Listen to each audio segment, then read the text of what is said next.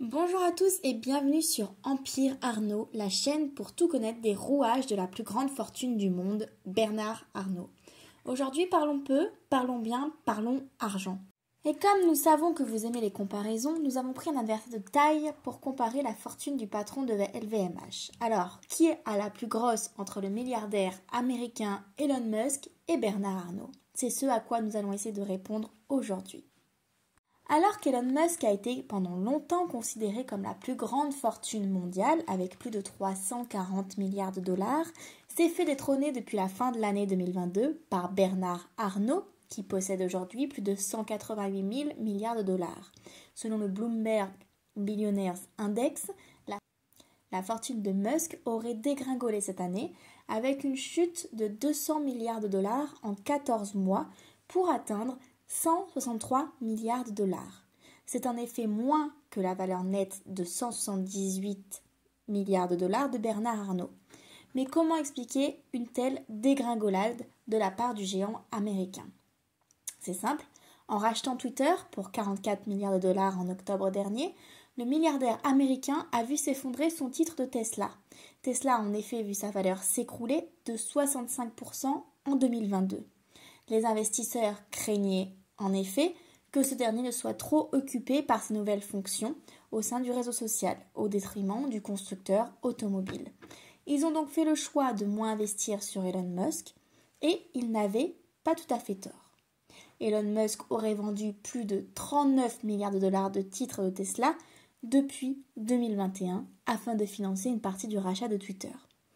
Les polémiques autour du rachat de Twitter, dont le licenciement de nombreux employés ou encore la réintégration sur le réseau social des comptes complotistes comme celui de Donald Trump, n'ont également pas joué en sa faveur pour gagner la confiance des investisseurs.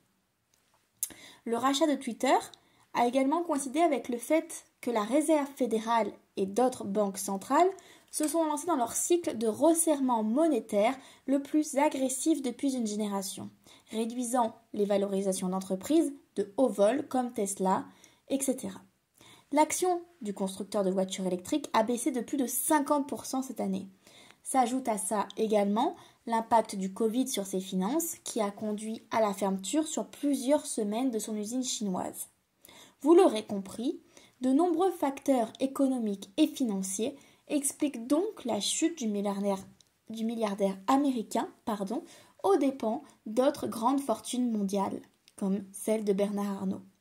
Quant à Bernard Arnault, il doit non seulement sa première place grâce à la chute d'Elon Musk, mais aussi grâce au rachat de maisons de luxe comme la marque de joaillerie Tiffany en 2021.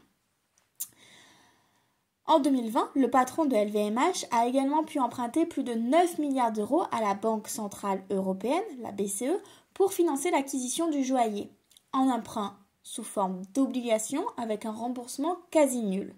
Une plutôt très bonne affaire. Le succès s'explique aussi par la demande refoulée qui s'est déchaînée lorsque les restrictions d'argent et de voyage liées à la crise sanitaire ont été levées dans la plupart des pays.